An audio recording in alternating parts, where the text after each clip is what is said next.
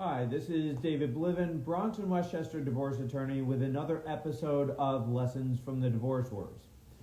So, various issues have come up throughout the years in regards to when should a party raise issues of potential unfitness on the part of the other parent when you're potentially going through a custody battle.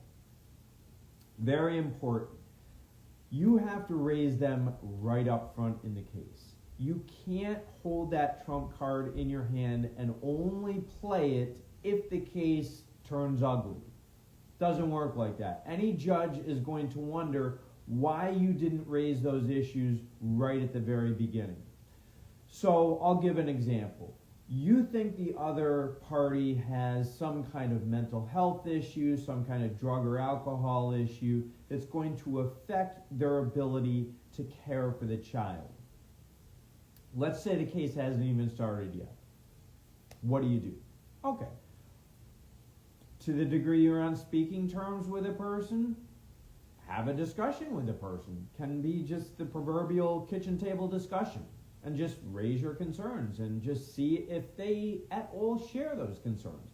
And really don't pitch it from the standpoint of, you have this problem and I don't think you're going to stand a chance of winning custody if we go to court. No, don't pitch it like that. Say, you're the mother or you're the father of my child. I want to make sure that at the very least,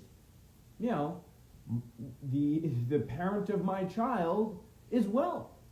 And if you might agree on some level that you're not well, let's get you help. Let's agree to get you some kind of help about drugs, alcohol, mental illness. Now, if they shut you down, you better have examples of it. You can cite those examples to the person and just say, hey, look, here's some relatively recent examples of what I think are some issues. Now, ultimately, if the person just completely shuts you down, there's not much that you can do about it, but you can confirm that conversation in writing. So you memorialize it. You circle back to them, either text or email or something like that, and you just say, hey, I just want to confirm my understanding of the discussion that we just had so we're both on the same page. Here's what was discussed.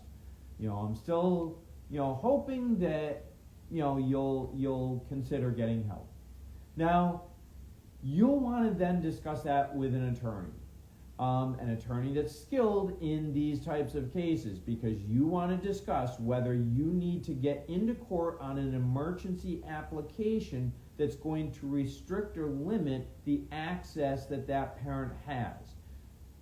If it's a more serious issue, like schizophrenia or something like that, and they're not getting help for it, that's not something that you can wait on. You need to get that issue in front of a judge.